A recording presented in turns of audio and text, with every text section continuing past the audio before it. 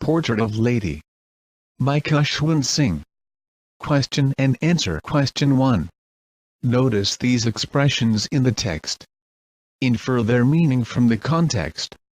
The thought was almost revolting, an expanse of pure white serenity, a turning point, accepted her seclusion with resignation, a veritable bedlam of chirruping frivolous rebukes, the sagging skins of the dilapidated drum. Answer.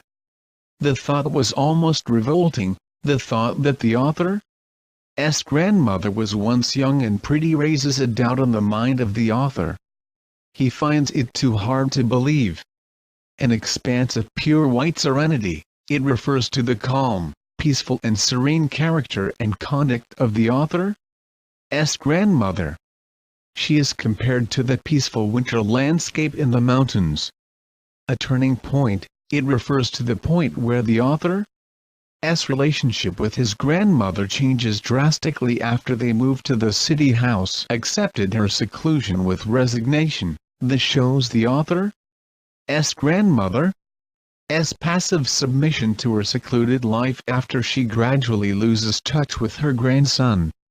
A veritable bedlam of chirruping, it refers to the noise, confusion and chaos caused by the chirruping of the sparrows that scattered and perched around the author's grandmother. Frivolous rebukes, it refers to the casual and light-hearted rebukes of the grandmother to the sparrows. The sagging skins of the dilapidated drum, it points to the shabby and deteriorated condition of the drum. Question 2. Mention the three phases of the author's relationship with his grandmother before he left the country to study abroad. Answer. The three phases of the author's relationship with his grandmother before he left the country to study abroad are given below. The first phase was the period of the author's early childhood. During this phase, he used to live with his grandmother in the village. The grandmother used to take care of him from waking him up and getting him ready to accompanying him to the school. Both shared a good friendship with each other. The second phase was the time when the author and the grandmother moved to the city to live with author's parents. This was a turning point in their friendship because now they saw less of each other. The third phase was the time the author joined university. He was given a room of his own and the common link of their friendship was snapped. The grandmother turns to wool spinning and reciting prayers all day long. She accepts her seclusion with silence. Question 3. Mention 3 reasons why the author's grandmother was disturbed when he started going to the city school. Answer. The author's grandmother was disturbed when he started going to the city school because, 1. She could not help him with his lessons in English, science. She didn't believe in them. 2. No teaching of God and scriptures.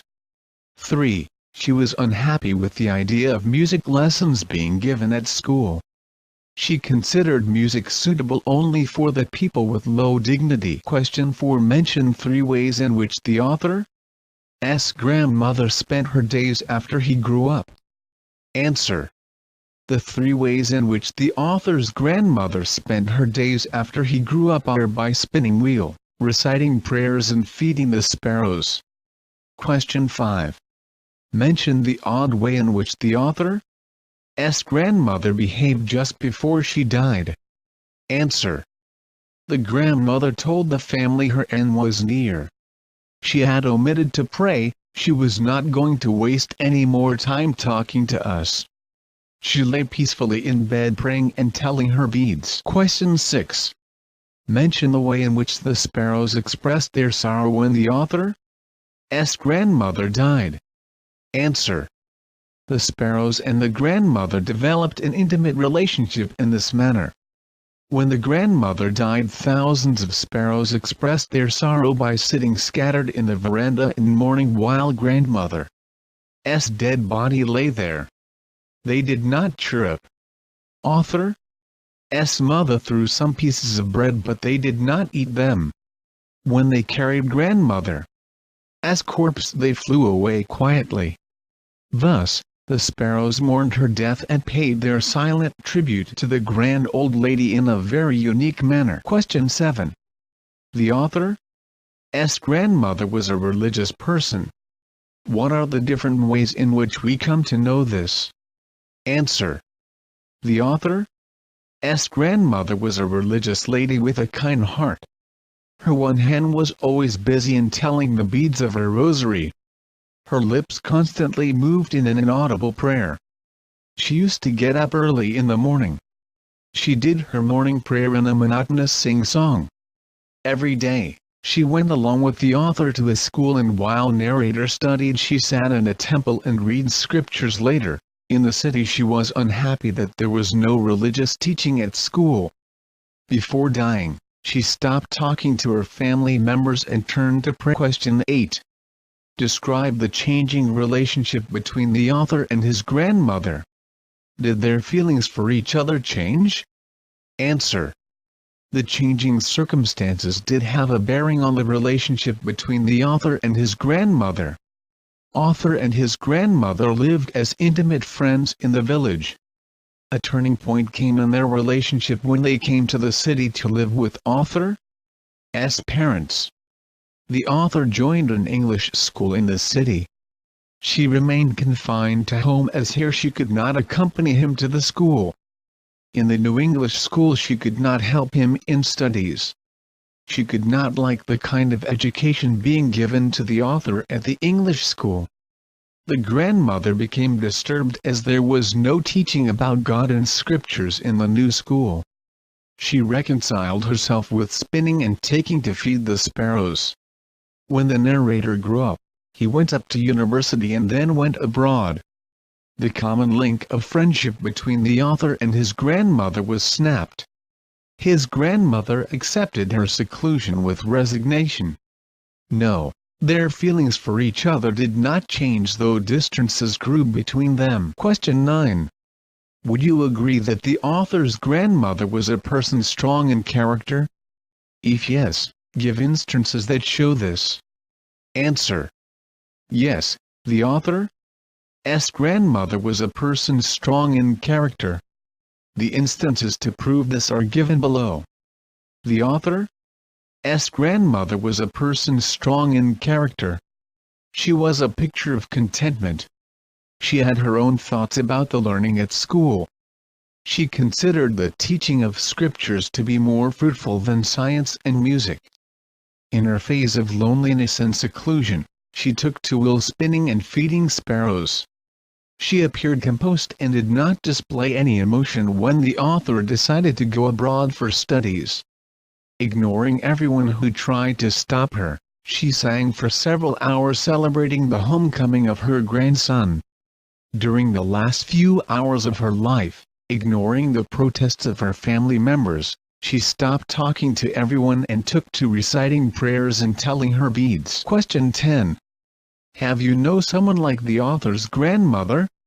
Do you feel the same sense of loss with regard to someone whom you have loved and lost? Answer.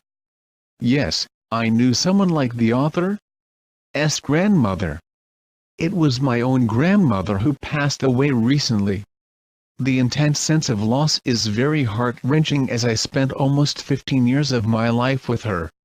Oh or no, I have never known someone the way the author knew his grandmother. Thus, I have never felt the sense of grief presented in the story. Question 11. Which language do you think the author and his grandmother used while talking to each other? Answer. The author and his grandmother might have used their mother tongue to converse with each other. As the author, Khushwant Singh, belongs to Punjab, the language used by them might be Punjabi. Question 12. Which language do you use to talk to elderly relatives in your family? Answer. Your mother tongue could be English, Hindi, Telugu, Bhojpuri, etc. Question 13. How would you say equals a dilapidated drum in your language? Answer. Know your meaning in mother tongue. In Hindi it is Fata Hua Dolak. Question 14.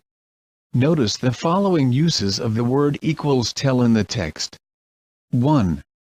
her fingers were busy telling the beads of her rosary. 2.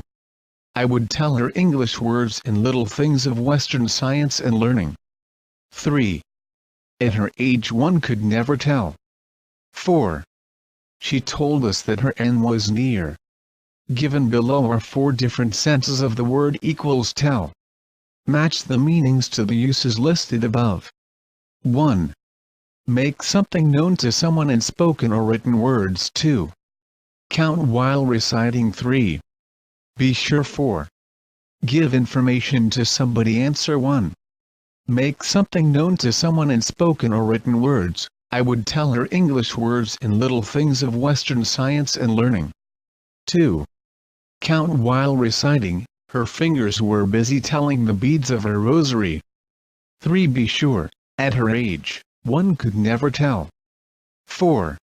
Give information to somebody, she told us that her end was near. Question 15. Notice the different senses of the word equals take. 1. To take to something, to begin to do something as a habit. 2. To take ill, to suddenly become ill. Locate these phrases in the text and notice the way they are used. Answer. The instances where these phrases have been used in the story are given below. 1. She took to feeding sparrows in the courtyard of our city house. This phrase refers to the daily activity that the author's grandmother took up when they shifted to the city. 2. The next morning she was taken ill. This phrase refers to the author's grandmother,